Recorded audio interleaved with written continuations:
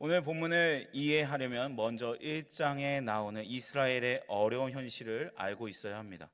요셉을 모르는 왕이 애굽을 다스리기 시작했는데 그 왕은 이스라엘이 번성하는 것을 두려워했습니다. 그래서 이런 명령을 내립니다. 출애굽기 1장 22절입니다. 그러므로 바로가 그의 모든 백성에게 명령하여 이르되 아들이 태어나거든 너희는 그를 나일 강에 던지고 딸이거든 살려두라 하였더라. 애굽의 왕 바로는 이스라엘이 번성하는 것을 막으려고 이스라엘의 남자 아이만 태어나면 모두 나일강에 던져 죽이라고 명령합니다. 이제 이스라엘 백성들은 아들을 낳으면 그 아들을 나일강에 던질 수밖에 없는 처지가 되었습니다. 이런 상황에서 레위 지파에 속한 한 부부가 등장합니다. 이 부부의 이름은 본문에 나오진 않지만 출애굽기 6장 20절을 보면 남편의 이름은 아므람이고 아내의 이름은 요게벳입니다. 아므람과 요게벳은 등장과 동시에 큰 위기를 맞이하게 됩니다. 요게벳이 임신을 한 것이죠. 요게벳은 이미 두 아이를 낳았는데 그때는 왕의 명령이 있기 전이라 괜찮았습니다. 그런데 지금은 왕이 아들을 죽이라는 명령을 내린 후에 임신을 했던 것입니다. 이 부부가 임신한 것을 처음 알게 되었을 때 어떤 생각이 들었을까요? 지금처럼 병원에 가서 성별을 미리 알 수 있던 것도 아닙니다. 아이가 태어나기 전까지 계속 조마조마했을 것입니다. 아들이 태어나면 어떻게 해야 할까 복잡한 마음으로 고민했을 것입니다. 이런 부모의 마음을 아는지 모르는지 아이는 뱃속에서 무럭무럭 자랐고 때가 되어 세상에 나왔습니다. 많은 사람들의 축복을 받으며 태어났으면 좋았을 텐데 그럴 수 없었습니다. 왜냐하면 태어난 아이는 아들이었기 때문입니다. 어떻게 해야 합니까? 이제 어떻게 하면 좋습니까? 걱정이 현실이 되었던 것이죠. 아기를 포기하느냐 아니면 목숨을 걸고 왕의 명령을 어기면서 아이를 지키느냐, 이 부부는 이해할 수 없고 감당하기 어려운 현실을 직면하고 있습니다. 태어난 아이를 죽여야 하는 이 암담한 현실 앞에서 부모로서 어떻게 해야 되는 걸까요? 왕의 명령을 거역하고 아들을 키우다가 발각이 되면 더 큰 어려움에 빠지게 될 것입니다. 살면서 어려운 현실을 만나는 것, 이 부부만의 이야기일까요? 상황은 다르지만 오늘날 살아가는 우리도 어려운 현실을 만나게 됩니다. 자녀를 양육하는 것, 다음 세대를 세워나가는 것, 또한 하나님이 주신 비전을 따라 살아가면서 이해할 수 없는 힘든 일을 겪기도 하고 감당하기 어려운 심각한 문제에 부딪히기도 합니다. 우리는 믿는 사람이기에 우리에겐 소망이 있기에 어려운 현실 속에서도 기뻐할 수 있고 아버지로 말미암아 감사할 수 있고 보장된 미래를 바라보며 어떤 환경에서도 평안을 누려야 합니다. 하지만 그렇다 하더라도 우리에게 어려운 현실이 없어지는 것은 아닙니다. 주님의 은혜로 어려움을 견딜 수 있고 어려움을 이겨낼 수는 있지만 우리에게 어려움이 면제되는 것은 아닙니다. 우리는 여러 가지 어려움에 직면해야 하는 세상에 살고 있습니다. 세상은 우리에게 적대적입니다. 우리가 가는 길과 우리가 가는 방향과 맞지 않기 때문이죠. 우리는 세상에 살지만 세상과 다르게 살아갑니다. 이런 세상에서 우리는 어떻게 자녀들을 또한 다음 세대를 또한 우리는 어떻게 살아가야 할까요? 아므람과 요게벳은 자신에게 찾아온 어려운 현실 속에서 어떻게 믿음의 결단을 하고 있습니까? 그들은 왕의 명령을 거역합니다. 아들을 숨기고 있습니다. 하나님이 주신 생명을 포기할 수 없는 것이죠. 소중한 것을 지키기 위해 현실에 맞서기로 합니다. 우리는 여기서 자녀를 또는 다음 세대를 또한 우리가 그런 현실을 살아가는 첫 번째 원리를 생각할 수 있습니다. 그것은 바로 하나님의 시선으로 바라보는 것입니다. 아들을 죽이라는 받아들일 수 없는 현실에 대해서 왕의 명령을 가지는 무게와 위협적인 공격에 대해서 이 부부는 그와 맞서기로 결정합니다. 이들은 왕의 명령을 두려워하지 않았습니다. 현실에 굴복하지 않았습니다. 믿음으로 현실에 맞서고 석 달 동안 아이를 숨깁니다. 이것을 히브리서 저자는 이렇게 말씀합니다. 히브리서 11장 23절입니다. 우리 다 함께 읽도록 하겠습니다. 시작. 믿음으로 모세가 낳았을 때 그 부모가 아름다운 아이임을 보고 석 달 동안 숨겨 왕의 명령을 무서워하지 아니하였으며. 이 큰 결단의 이유가 히브리서 11장에서는 아름다운 아이임을 보고라고 말씀하고 있습니다. 오늘 본문은 그가 잘생긴 것을 보고라고 말씀하고 있습니다. 왕의 명령을 무서워하지 아니하였으며. 그러면 못생겼다면 죽였다는 것일까요? 잘생겼다는 것을 원어로 하면 토부입니다. 창세기 1장 천지 창조 때 나온 토부, 좋았다와 같은 뜻입니다. 창세기의 출애굽기 저자는 모두 모세이죠. 자기 출생의 기록을 모세가 하고 있는 것입니다. 그러면 내가 살아난 이유, 내가 지금 이런 엄청난 상황 가운데 살아난 이유는 내가 잘생겼기 때문이다 라고 말하고 있는 것일까요? 우리는 이 본문을 제대로 보지 못하면 착각에 빠질 때가 있습니다.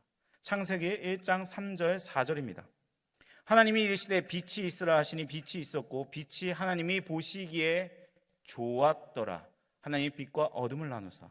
문장 배열 자체가 창세기에서 가져온 것입니다. 그녀가 그를 보고 좋았다. 이 배열 자체가 창세기 1장 3절과 4절에서 배열과 유사합니다. 그렇다면 왜 창세기 1장의 표현을 그대로 가져와서 모세가 썼을까요? 어머니가 자신을 살릴 수 있었던 이유는 아기 모세를 하나님의 창조 질서 중 하나로 보았기 때문입니다.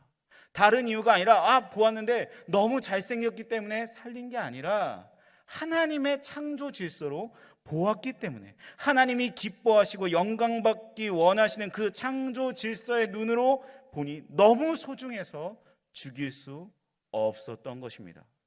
그래서 사도행전 7장 20절은 이렇게 말씀합니다. 우리 7장 20절 같이 읽겠습니다. 시작. 그때 모세가 낳는데 하나님 보시기에 아름다운지라 그의 아버지의 집에서 석 달 동안 길리더니. 그때 모세가 낳는데 하나님이 보시기에 아름다운지라. 이게 부모가 모세를 죽일 수 없었던 이유였습니다.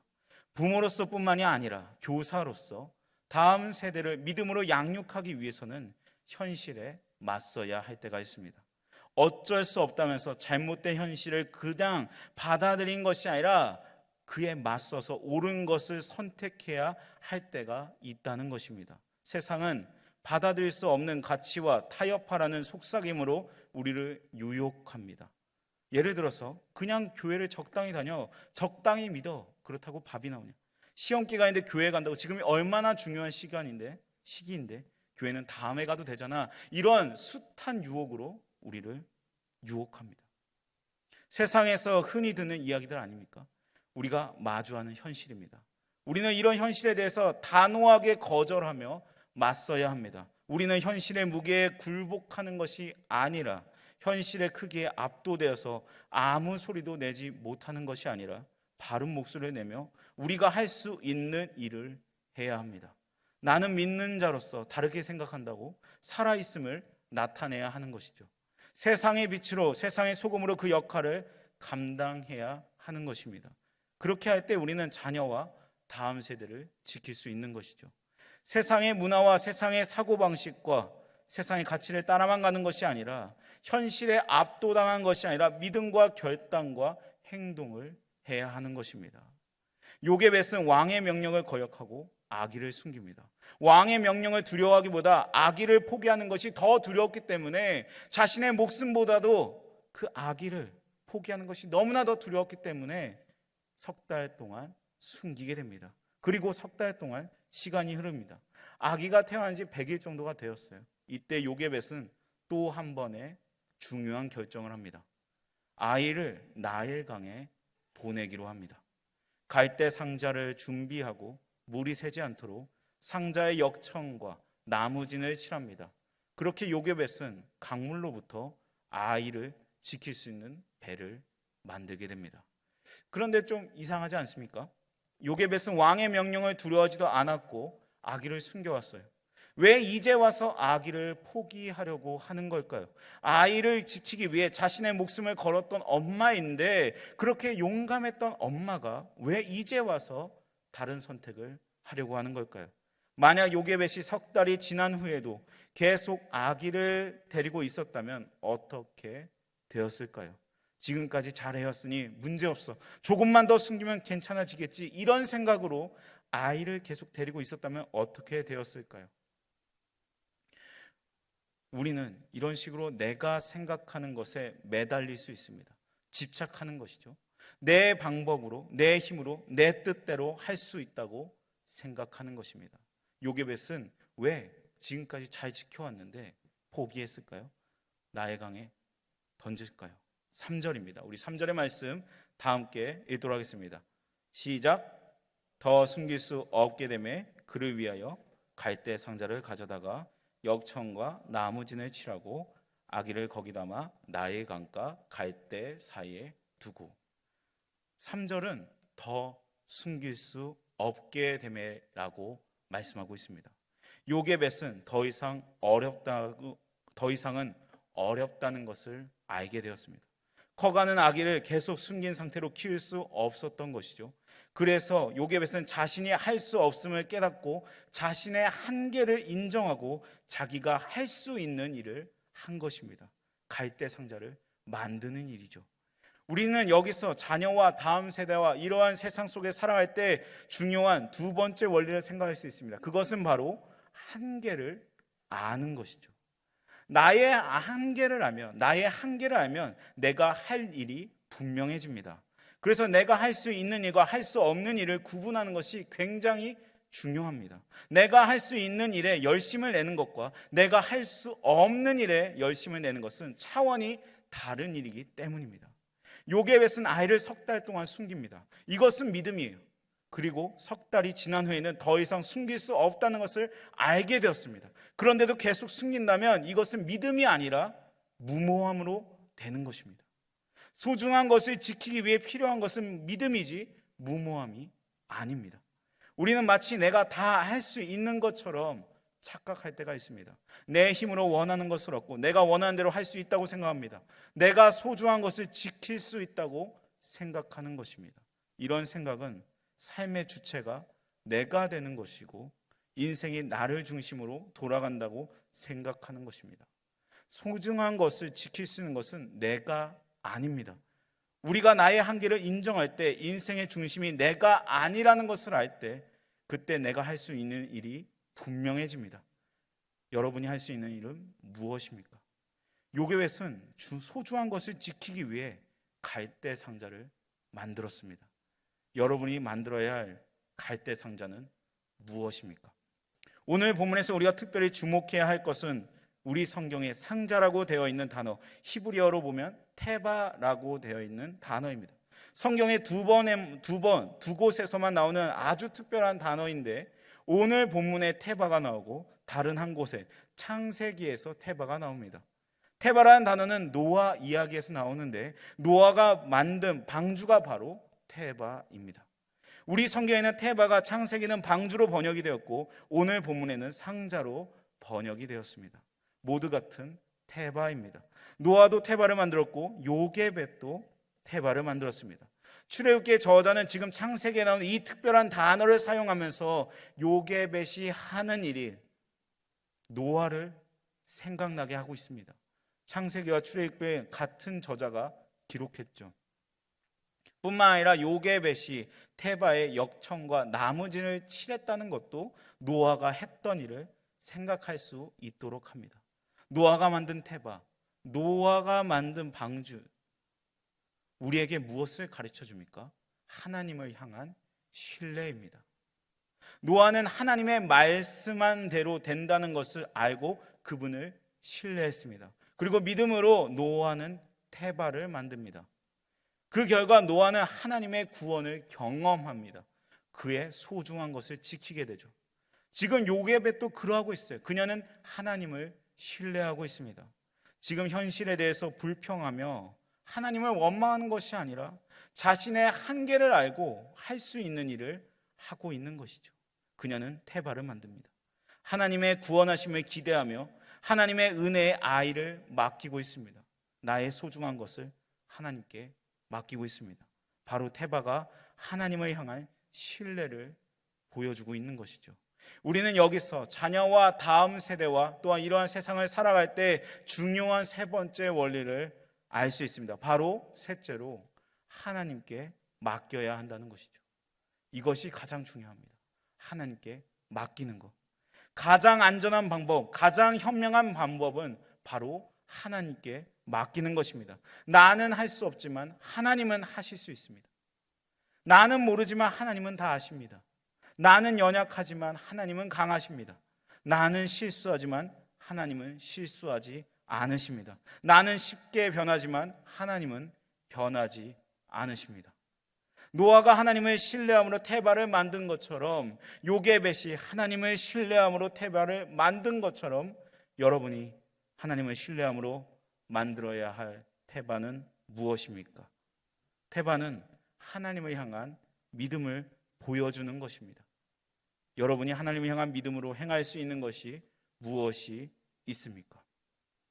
예를 들어 저는 하나님 외에 다른 것을 우상으로 섬기지 않겠습니다. 어떤 활동보다, 공부보다 말씀 배우는 일을 우선시하겠습니다. 말씀을 알고 체험하고 누리고 나누는 일에 우선시하겠습니다. 내 삶에 하나님을 예배하는 일과 그분의 말씀을 듣는 일을 절대로 가볍게 생각하지 않고 가장 우선순위로 생각하겠습니다. 이것이 바로 우리 삶 가운데 누릴 수 있는 테바입니다. 이런 것들이 하나님을 신뢰함으로 내가 만들 수 있는 바로 테바인 것이죠. 여러분은 지금 어떤 테바를 만들고 계십니까? 엉성한 테바를 만들고 거기에 소중한 것을 넣고 있다면 세상의 거친 물살이 여러분의 소중한 것을 삼킬 것입니다. 한눈 팔고 있다가 소중한 것을 위험에 빠뜨릴 수 있는 것이죠. 우리가 해야 할 책임을 다하고 최선을 다한 다음 그리고 하나님께 맡긴다면 결과는 하나님이 책임지십니다. 요게벳은 갈대 상자에 아이를 담아 나일강에 둡니다. 그리고 마침 그때 바로의 딸이 목욕을 하기 위해 그곳으로 와서 아이가 든 상자를 발견합니다. 이 장면이 세상 사람들에게는 우연이라고, 운이라고 말하겠지만, 운이 좋다고 말하겠지만 믿는 우리는 알고 있습니다. 이것이 하나님의 인도하심이라는 것을 우리는 알고 있습니다. 하나님의 섭리 가운데 그 계획 안에서 이 모든 일이 이루어진 것이죠. 바로의 딸은 상자를 열고 아이를 봅니다. 상자 속의 아이는 어떻게 하고 있습니까? 우리 6절의 말씀 다 같이 읽도록 하겠습니다. 6절입니다. 시작. 그 아기를 보니 아기가 우는지라 그가 그를 불쌍히 여겨 이르되 이는 히브리 사람의 아기로다. 100일도 안 된 아기가 엄마와 떨어져 혼자 상자 속에 있는데 울고 있는 게 정상이지 않습니까? 그런데 이상한 것은 바로의 딸이 이 아이를 보고 불쌍히 여겼다는 것입니다. 히브리 사람의 아이라는 것을 알고 있으면서 아버지가 어떤 명령을 내렸는지 알고 있을 텐데도 아이를 불쌍히 여깁니다. 바로의 딸이 왜 이러는 걸까요? 아이를 워낙 좋아하는 사람이라면 어떤 아이든지 보는 대로 불쌍히 여기고 자기가 키우고 해야 되는데 그랬을까요? 우리는 이 상황을 하나님의 역사하심으로밖에 말할 수 없습니다. 하나님은 이 모든 상황을 주장하시며 하나님의 계획을 이루고 계십니다. 눈에 보이는 기적이 일어나진 않지만 갑자기 바로가 명령을 거두거나 갑자기 모세가 강력하게 돼서 석 달 동안 숨기지 않을 정도의 울지 않는 아이가 되는 그런 기적이 일어나진 않지만 하나님은 사람의 마음을 움직이는 놀라운 기적을 행하고 계십니다. 여러분, 어떤 기적보다 더 신기한 것은 사람의 마음이 달라지는 것입니다. 하나님은 그런 기적을 행하고 계세요. 하나님이 하시는 일이십니다. 우리 또한 그런 하나님의 역사하심을 경험한 적이 있지 않으십니까? 나의 마음을 바꾸시는 하나님, 나의 완악함과 나의 고집을 부수시고 나의 마음을 주를 향하게 하시고 나의 마음을 열어주셔서 그 말씀을 받아들이게 하시고 주님을 바라보도록 이끄시는 것, 하나님이 하시는 일이십니다. 그게 바로 기적이죠. 바로의 딸이 아이를 불쌍히 여기고 있는 이 절묘한 순간에 멀리서 보고 있던 아이의 누이가 나타나 자신이 유모를 소개해 주겠다고 말합니다. 그래서 참 놀라운 결과를 얻어냅니다. 바로의 딸이 자신에게 온 유모 요게벳에게 이렇게 말을 합니다. 9절의 말씀 우리 다 같이 읽습니다. 시작. 바로의 딸이 그에게 이르되 이 아기를 데려다가 나를 위하여 젖을 먹이라. 내가 그 삭슬 주리라. 여인이 아기를 데려다가 젖을 먹이더니 아이는 다시 엄마 손에 맡겨졌고 엄마는 더 이상 아기를 숨길 필요 없이 당당하게 키울 수 있게 되었습니다. 게다가 양육비까지 받으면서 아이를 키울 수 있게 되었습니다. 하나님께 맡긴 결과이죠. 하나님의 그 섭리 가운데 지키셨고 인도하셨고 최선의 결과를 허락하셨습니다. 그래서 우리에게 필요한 것은 그분을 향한 신뢰입니다. 말씀을 정리하면서 오늘 본문에 등장한 사람들을 생각해 봅니다. 재미있는 것은 중요한 역할을 했던 사람이 모두 여자입니다. 여인이죠. 본문에 나오는 표현 그대로 말하면 레위 여자, 그의 누이 바로의 딸입니다. 그런데 이름이 나오지 않아요. 오늘 본문에 유일하게 소개된 이름은 하나뿐입니다. 바로 뭐죠? 모세뿐입니다. 이스라엘을 애굽에서 구해내고 하나님으로부터 율법을 받았으며 성경을 기록할 뿐만 아니라 하나님과 대면해서 말했던 모세, 하나님께 충성된 종 모세가 될 수 있었던 것은 오늘 본문에 이름 없는 여인들이 있었기 때문입니다. 그리고 비록 이 장면에서 직접 등장하진 않지만 하나님은 그 섭리 가운데 모세를 주인공으로 하는 드라마를 감독하고 계십니다. 하나님은 이스라엘의 어려움을 아시고 이름 없는 여인을 사용하셨습니다. 하나님은 이스라엘 백성을 향한 위대한 구원의 계획을 이루어 가시고 계신 것입니다. 하나님은 그 뜻에 따라 모세를 어머니에게서 자랄 수 있도록 하셨습니다. 이스라엘의 정체성을 가지며 자라게 하셨고 뿐만 아니라 바로의 딸에게 아들로 입양되게 하셔서 애굽의 최고의 교육과 최고의 환경 속에서 자라게 하십니다. 이 모든 것이 하나님이 이스라엘에 대한 섭리 가운데 이루신 것입니다. 어두운 현실이지만 하나님이 안 계시는 것처럼 보이고 선택받은 백성이 고난 속에서 어둠을 당하고 있지만 하나님은 그 구원의 계획에 따라서 역사하고 계십니다. 우리 눈에는 하나님이 아무것도 안 하신 것처럼 보이지만 그 가운데 세세하게 아주 섬세하게 역사하고 계시고 계셨습니다. 하나님은 하나님의 시간표대로 행하고 계셨습니다. 자녀 양육의 문제, 다음 세대를 만나서 가르치는 문제, 또 내 인생에서 만나는 어려운 문제, 매일의 삶에서 부딪히는 현실의 문제들, 내가 노력해봐야 아무 변화도 없는 것 같고 무엇을 해야 할지도 모르겠고 내가 할 수 있는 일도 없는 것 같은 것들이 내 삶의 앞에 너무나 많습니다. 이렇게 하는 것이 어떤 의미가 될까 싶을 때도 있습니다. 하지만 사랑하는 성도 여러분, 하나님이 알고 계시고 하나님이 그 뜻에 따라 우리를 인도하시며 우리를 향한 계획을 가지고 계십니다. 그러니 우리는 내가 마주한 현실 때문에 좌절하지 말고 하나님의 계획을 신뢰하며 내가 해야 할 일을 해야 합니다. 그러면서 내가 할 수 없는 일에 대해서는 한계를 알고 하나님께 맡겨야 합니다. 내가 다 할 수 있다고 모든 걸 할 수 있다고 나가는 것이 아니라 나의 한계를 알고 하나님 앞에 엎드려 기도의 자리를 사모하며 예배의 자리를 사모하며 하나님을 신뢰하며 하나님께 내려놓고 하나님께 내어드리고 하나님을 믿고 나아가야 하는 것이죠. 내가 고민하고 내가 염려하고 애를 쓴다고 되는 것이 아니라 하나님께 맡길 때 하나님께서 하나님의 때에 아름답게 그 모든 현실을 바꾸실 것입니다. 그분의 때를 믿음으로 기다리고 그분의 방법을 믿음으로 받아들이고 모든 것을 그 뜻대로 이루시는 하나님을 신뢰하며 순종하며 나아가는 우리가 되길 소망합니다. 우리가 각자의 상황은 다르지만 그 가운데 하나님께서 가장 좋은 방법과 가장 좋은 때 역사하심을 믿고 내가 할 수 있는 예배의 자리와 기도의 자리를 사모하며 그 가운데 하나님께 부르짖고 내가 할 수 없음을 고백하며 우리 아버지께 모든 것을 내려놓고 기도의 자리를 사모하는 우리가 되길 소망합니다. 같이 기도하겠습니다.